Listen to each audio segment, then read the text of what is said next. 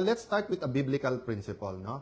Ang purpose po natin in saying verses ay dalawa. One, I want to communicate that in everything we do, napaka-importante na kasama yung ating creator. Yung creator or yung manufacturer, siya nakakaalam ng purpose ng bawat isa. So, ang nag-manufacture or nag-create ng Toyota o Mitsubishi o BYD, siya may karapatan maglabas ng owner's manual o kaya ng user's guide, di ba? Ang nag-create ng iPhone, Samsung, Huawei, lahat ng napakagagandang mga cellphone, di ba? Yung user guide niyan or yung mga tips or yung mga upgrade sa kanyang operating system, yung manufacturer nakakaalam. So ako'y naniniwala din sa ating bansa, sa mundong ito, meron divine creator. So the second purpose is really not the verse per se, but the biblical principle involved, no? So yung addressing myself to Christians, we believe kasi that the word is a living word, di ba? Ibig sabihin, hindi lang to aral sa eskwelahan, hindi lang to math or science or history. Living word to, it changes you.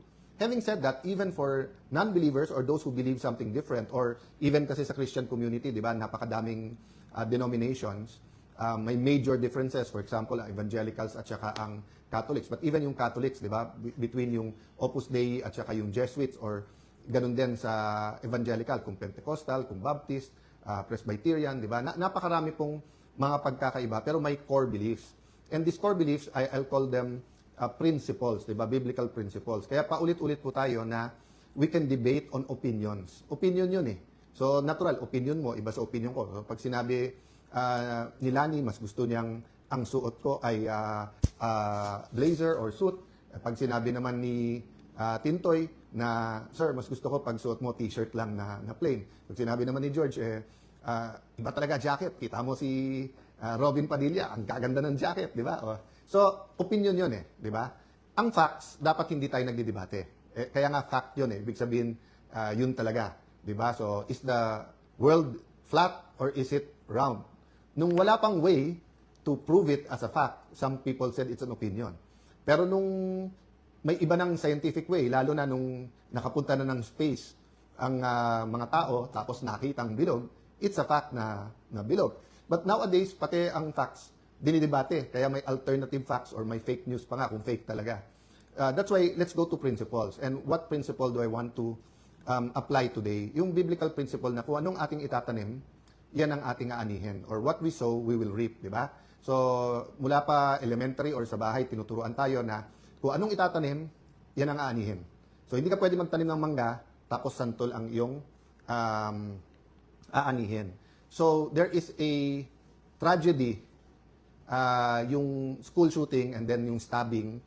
And although it's happened before yung stabbing, and although napapanood natin sa television, for example, na nangyari sa US, I cannot imagine, of course, the parents. I mean, remember si ate po lost a child a few months after birth, at sabi nga niya na no matter how people say, I understand, we feel for you, habang hindi mo naramdaman ay hindi mo masasabi. So, you know, I just wanna really pray for the parents, pray for the loved ones ng mga nasawi, and of course, ask people to, you know, to be sensitive, to pray for them.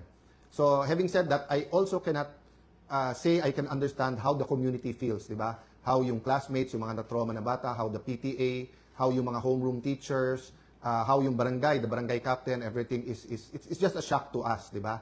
So, we have to reflect kasi kung anong tinatanim natin sa isip ng mga bata. So, isang lumabas na kasi yung mga violent na mga applications or yung mga napapanood sa social media. In a sense, hindi bago po yan kasi nung bata kami, kaya nga naban din yung video games and then may ilan mga cartoons na naban din. Kasi given naman sa atin lahat na garbage in is garbage out. But siguro ang gusto ko lang i-contribute sa discussion, nung araw kasi you may ask, bakit ibang-iba yung reaction kapag yung abuse ay nangyari sa bahay? So it can be any kind of abuse, di ba? Sexual abuse, physical abuse, it could be death, it could be injury. But bakit pag sa bahay, sa simbahan, or sa eskwelahan, grabe ang reaction ng buong, everyone, ng buong bansa, ng media, ng buong bansa. And dapat, hindi tayo pwede ma-desensitize diyan, hindi pwedeng maging normal yan. maraming dapat hindi normal na naging normal na. That's why nga I won't go there, no, but yung war on drugs, that's why nga yung mga area na drug infested ay nag-resonate doon yung labanan ang drugs kasi nga nung araw parang siguro sa isang taon isang beses lang mababalitaan na may 6-year-old or 3-year-old or 9-year-old na na-rape o kaya yung sabihin na nagpatayan sa sariling bahay. Pero nung lumaganap talaga yung shabu, parang buwan-buwan, yung, minsan mas madalas pa may news ng heinous crimes o napaka-violent na crimes o napaka-karumal-dumal na krimen na hindi natin ma-explain. Ang problema nga, nanonormalize. So, and then na-explain, kaya normal kasi nga, yung shabu really causes violence. But hindi talaga pwedeng ma-normalize yung shootings, killings sa school. Hindi dapat ma-normalize ang kahit anong klaseng abuse sa churches at lalong-lalo na po sa bahay. So the reason po that we're more sensitive when it is schools, churches, or home is because this is the place where children should be safe. Di ba? Sa bahay, kasi nga, bahay mo yun eh. Di ba? Sino pang magmamahal sa iyo sa mundong ito, aside from God, kung hindi pamilya mo? Nanay mo, tatay mo, mga kapatid mo, kung sino man nasa bahay. Di ba? Church din, di ba? Why do you go there? You go to church because all religion teaches there's something higher than us. There's the spiritual world. At mahal ka ng Diyos. So, maging pastor yan, maging imam, maging ministro, maging pastor, kung may abuse, whether masyadong stricto at napalo kang na-injure ka or whether it's sexual abuse, it's unacceptable. And then, of course, school. Because we send our children to school para nga mag-develop sila eh. Ang number one resource natin is not oil or gas or gold or livestock, di ba? It's our children. So, we expect those three places to be safe, no? So I hope na as the investigations go on, yung local sa DepEd, yung NBI, PNP, I think Congress at Senate, di ba? At tingnan po natin yung total environment ng estudyante. Kasi I was thinking about it, baka sabihin nyo, ano naman kilalaman ng K-12 sa nangyari? Eh guys, half day na lang po eh. Half day na lang most of our schools. No? I don't know exactly sa Leyte. But most of our schools sa highly urbanized places are half day. So, mas madami pang oras ang bata sa lansangan at saka sa social media, di ba? And then mga churches, most are punong-puno. So yung supervision then or yung personal time, iba-iba depende sa church. And then homes are not as cohesive as they used to be. It depends, no? So my point is lang, we have to solve the problems, but we have to have very very deep thought into this problem because existential to sa pamilya ng bawat Pilipino. So again, I join the millions who are praying and also nakikiramay dun sa mga biktima at sa pamilya. And then of course, we understand their cry for justice. And definitely this problem with teenagers who think that they can do anything, the discussion has been there for more than 10 years.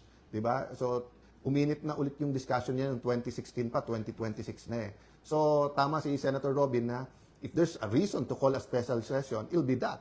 Diba? So hindi po dahilan na wala pang members yung minority sa Committee on Justice because everyone can participate eh. Hindi naman kailangan yung botohan dyan eh. It's really getting to a consensus of what what law will be most proactive and relevant to us where we can protect our young people, not expose them to criminality, not treat them as hardened criminals, but also deter them and their parents from going into violence and violent crimes, no?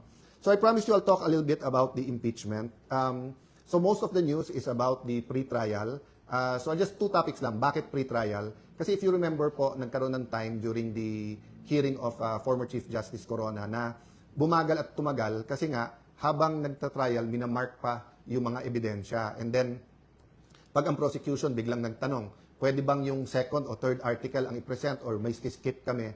O kaya kung parehong dokumento or parehong witness ang gagamitin, debate pa parate. So I really have to thank Sec. Jan Joel, Senate Secretary Joel Montales and the professional Senate staff and yung mga researchers ng iba't ibang mga opisina ng mga senador who all agreed na kailangan talaga yan. So although some might think na may ups and downs yan every day, mas mabuti na yan kaso sa everyday sa trial magka-problema. So having said that, the second point kasi I want to make, and I think this is the most important point in the trial, is yung political neutrality or yung impartiality.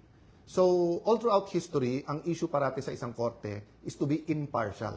Impartial. Ibig sabihin po, walang kinikilingan, di ba? Hindi pwedeng umpisa pa lang, A versus B, kampi ako kay B. Di ba? Kaya nga sa jury system, they have to make sure na yung mga nasa jury hindi biased.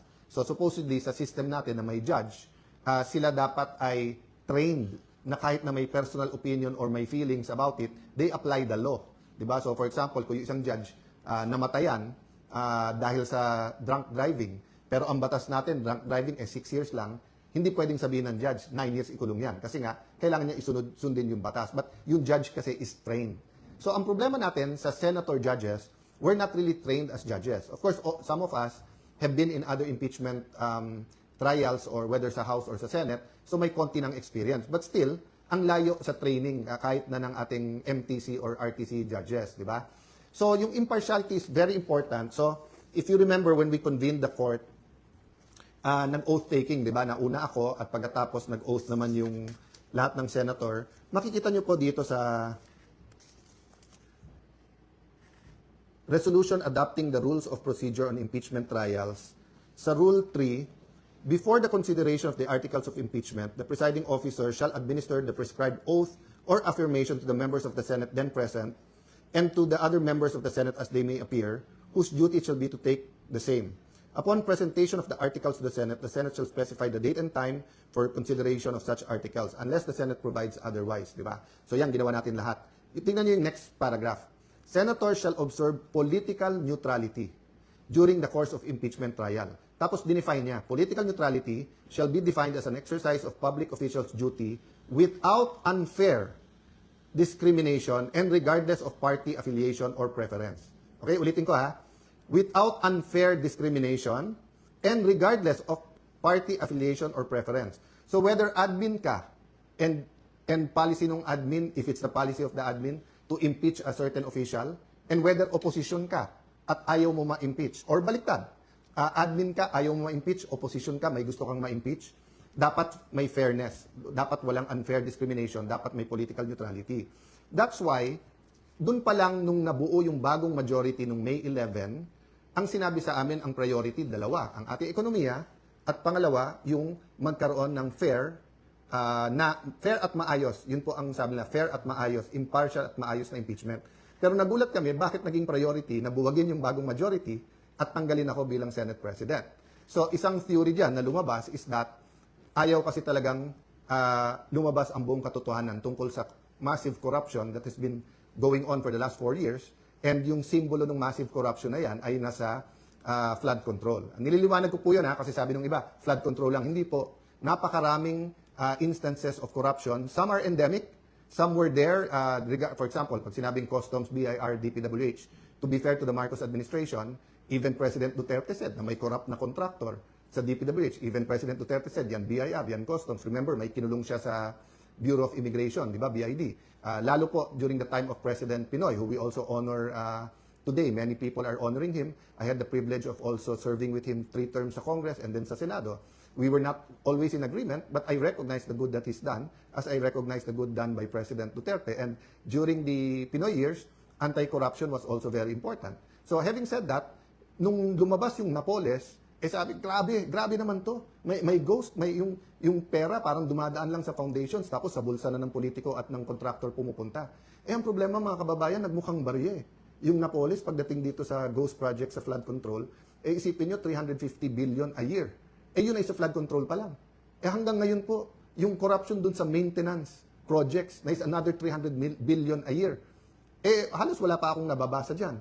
So, napakarami pa ho. So, statement po ni Senator Win, paraphrasing, pag may lumabas na ebidensya, de pwede mag-hearing. I'm not so sure kung eksakto yun ang sinabi niya. So I won't comment sa kanya. But yung sinabi po ni Chairman Erwin na iikot na lang ba tayo sa flood control?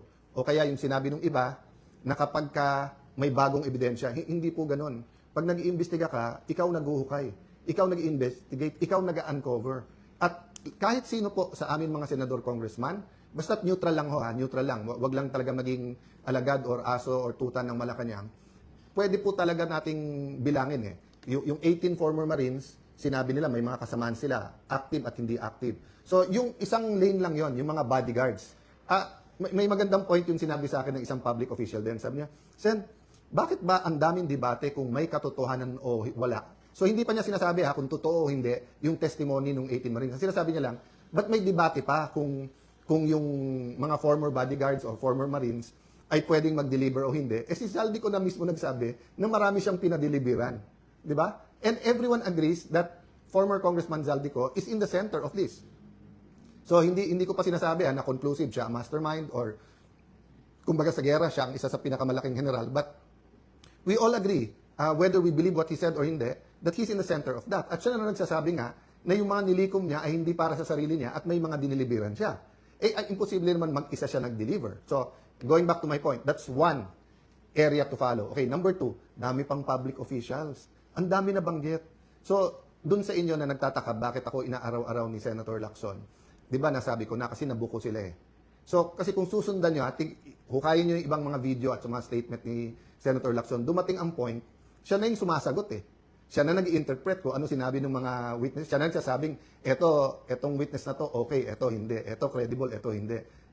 Kinausap daw niya si Yusek Bernardo, nag-deliver daw, pero hindi sa Malacanang o hindi sa mga taga Malacanang. Kung hindi, or hindi sa First Family, pero dito dineliver sa mga opisyal na to. And then ayaw niya patawag yung mga opisyal na yan. So, kahit na po yung mga investigador sa PNP na 6 months pa lang nag-training, nag-uumpisa na, may simple yan na kung paano mo susundan yung ebidensya. Di ba? So, napakaraming leads. So, ang question lang, gagawin natin ba to o hindi? Bakit ko to inuugnay sa impartial hearing? Kasi, kung ang gusto ng administrasyon, kalimutan muna natin lahat ng ibang corruption, impeachment muna kasi importante ito. Then that's selective justice, di ba? Then that's discriminating, meaning any other corruption, okay na lang sa atin? Basta dito na lang? Kasi, why? So, I mean, I won't go into the reasons, obvious naman, di ba? So, we have the rest of this week, we have next week. Why not call a Blue Ribbon hearing? Why not ask both the administration and the opposition sinong gusto niyong witnesses? Nung araw, ganun eh. Naging chairman ako ng Blue Ribbon Committee eh. Kahit sinong member na magsabing, sir, can we call ganyan? Kasi when you call a witness, so for example, kung 10 kami mag-attend, ako gusto ko magtanong sa 18 Marines.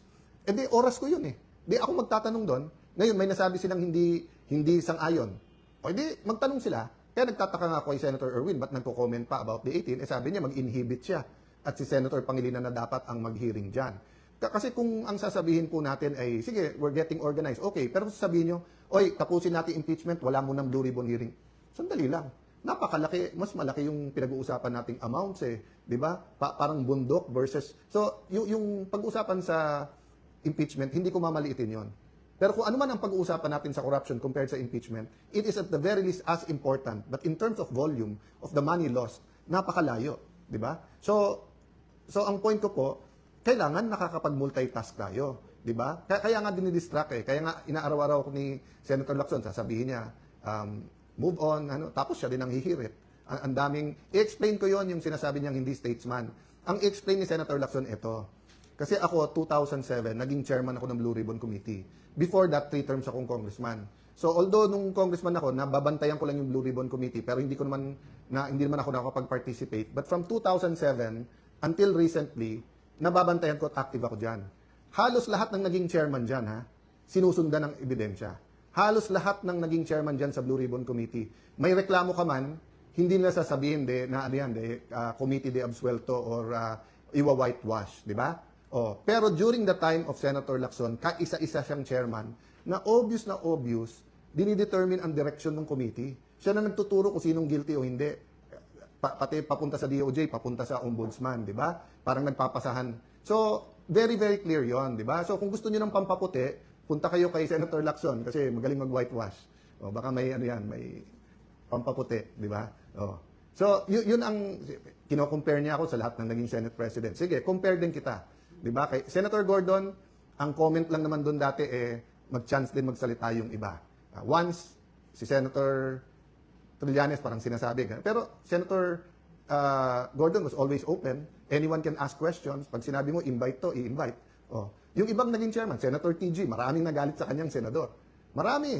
Kasi nga yung Napoles, maraming tinamaan. Actually, some thought nga, he was too open kasi minsan hindi pa na-verify na pag-usapan. But walang whitewash. Baliktad, ang tingin ng iba, too open nga. Wala naman reklamo nung ako ang naging chairman ng Blue Ribbon. So, napakaraming iba, sundan nyo. Wala doon. Kaya hindi yung partial report, ngayon pinupuri niya ang ibang kasama natin. Pero nung una, pinupush niya na pirmahan yung report. Nakalimutan na rin yun. I won't comment there, but I just want to say is, number one, it's too important for our country to be able to find a permanent solution, a permanent system, a real culture against corruption na masolve natin to. Pag lumipas tong administrasyon at hindi natin sineryoso ang flood control at yung infra na corruption sa DPWH, babalik at babalik to mas masama pa. Para tong TB na hindi nyo tinuloy yung gamot, magiging drug resistant yung strain, di ba? So parating sinasabi po yun pag tinitreat yung tuberculosis na kailangan, kahit maganda na pakiramdam mo, kailangan mong tapusin yung gamot. Hindi pwedeng sa pangatlong buwan, medyo maganda na pakiramdam mo. Hindi. Ganun din po sa corruption. Minsan lang tayo malingat dyan, mabibinat tayo na mas malaki pa. Nangyari na eh. From Napoles to flood control, grabe po, di ba? So, having said that, I just want to mention this. We can't keep saying change, then we just change administrations, change presidents, change ombudsman, change Senate president. We have to change the political culture. We have to change our values. We have to change the foundations, no, of what we call governance and values sa governance. So, I'm inviting everyone, total marami na tayo sa page na to, kung may ideas po kayo, let's put together a Philippine agenda. I think yun po yung mali from EDSA 1 until present, na kapag ka gusto natin ng revolusyon, inaano natin tao, sama-sama na tayo, magkaisa tayo, sama-sama na tayo. Pero pagka napalitan na ng leader, kami leaders, kami na lang magde-decide.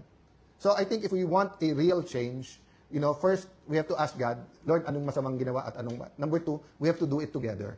So, special mention ko lang yung Tindig Pilipinas. So, di ba, yung grupo nila, Kiko D, nag-file sa ombudsman. So, na-receive namin today. Kausapin ko pa lawyers ko, pero alam ko na, sinabi ko na sagot ko dyan. But I just want to congratulate them for doing the job for the administration. Alam ko naman na nung ginawa ko to, sunod-sunod na mga kaso ang pupunta sa amin. Sanay na kami dyan, di ba? Sinabihan yung mga senador, pag hindi kayo malis, kakasuhan, pagka hindi kayo... Basta, so ang point ko lang, just remember who you are, Kiko, di ba? Kiko D ka Aquino ka, hindi ka Kiko D. Marcos, di ba?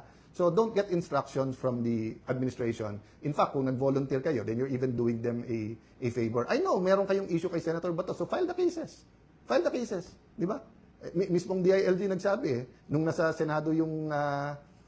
si Senator Bato, walang warrant silang alam, di ba? So paano naging obstruction of justice? But I'll end there because I want to just spend a little bit of time to remind you what my dad stood for, no? So maraming nagpo-post at nagpapasalamat naman ako sa lahat. And my dad was a fighter. He believed in education. Madalas niya sabihin sa amin na, Alan, Renren, Lino, Pia, I can leave you, sa house, sa money, pero mauubos yan. Pero the education, pag sineryoso nyo, walang makakaagaw sa inyo yan. Then, my mom's a teacher. My dad was a disciplinarian. So there's so many things I can tell you about my dad and salamat sa mga nakaalala sa kanya. But the most important thing is, nung nagkasakit siya, he had an encounter, no? And he saw a light. Ang tawag nung iba doon, Damascus experience. Kasi he kept on crying, that he kept on saying, why me? So akala namin, kasi ako yung nasa labas noon, din mami ko nasa kwarto, so I ran to see them. Actually, I woke up para ako nahagis from the couch to the floor. We were in the US noon, nagpapagamot siya. And then, he was crying, why me, why me? So sabi ko, why me? Kasi nga, medyo, hindi pa niya alam na cancer sa tiyan yun. Akala pa namin liver. Pero masakit parati, may pain parati. Pero nung sinabi niyang why me, sabi niya, alam niya yung ilaw na yun, na-feel niya na si God yun. At why me? Kasi parang sino siya para sabihin sa kanya ng Diyos na buhay siya, na I am a living God. Di ba? Yun yung interpretation ko. So, hindi yung exact words. So, after that, alam nyo, may message ang dad. Ang message niya, number one, make God number one in your life. And number two, spend a little bit of time every day with God. So, sa dami ng pwede ko sabihin about my dad, I know if he was here, ang dami niyang gustong sabihin, pero ang ulit-ulitin niya yon na mga kababayan, mga kapatid, make God number one in our life. And then number two, always spend time with God. So I have a week naman at hindi rin ako nakapag-post nung Father's Day. Medyo parang 10 years ako hindi may migraine but nagkamali ako. I drank grapefruit, citrus yun. So nag-migraine ako nung Sunday. But I can spend naman the next few days telling you also something about Father's Day, about my dad. But what I want to say about Father's Day and about my dad is that hindi tayo pwedeng fatherless. And in attending nga the Go Convention ng Victory Church, yung unang speaker doon, hindi ako naka-attend pero pinaalala sa akin ng isang very close sa akin, Bishop June. I have the transcript. Meron siyang article, Fatherless No More. I hope many people can read that. I'll see if it's available. No? But basically, sinasabi niya yung tao na feeling niya fatherless siya. And there's so many of that experience kasi madaming single parents na. But iba pa daw pagka-community, pagbansa, ang nakapag-feel na fatherless. But we don't have to feel fatherless because we do have God the Father. And regardless of our belief, maraming nagdadasal, Diyos Ama, di ba? So, now there are people kasi who have bad experience sa tatay. Whether in abandon, whether abusive, di ba? Kaya, pag sinabi yung a father's love, doble yung pag-ulila nila, yung pangungulila, di ba? Double eh. Kasi yung hindi ka naka-experience, tapos nakikita mo sa iba, na-experience sila isang father, nangungulila ka. Pero kung na-experience mo, tapos bad ang experience mo, hindi mo maiintindihan the father's love. So yun ang aking prayer this week na, di lang naman dapat one day ang Father's Day. Gawin na natin Father's Day, Father's Week, di ba? Na ma-experience natin ang pagmamahal ng isang tatay. So yan din ang reminder ko, maging lalaki o babae, ang barangay captain, ang principal sa school, ang director sa gobyerno, ang mayors, governors, sa ating mahal na Pangulo, di ba? Let's not let people feel that they're fatherless. So ngayon na may economic crisis, problema ng earthquake sa Mindanao, yung pong mga killings na nangyayari sa mga eskwelahan, nangyayari po sa Ateneo basketball team, people are looking for a father, di ba? And sometimes you didn't ask to be the father, pero kung ikaw ay barangay captain, kung ikaw ay mayor, governor, ikaw ay presidente, ikaw ay head ng COA, ikaw ay head ng AFP, ikaw ay head ng PNP, people need a father.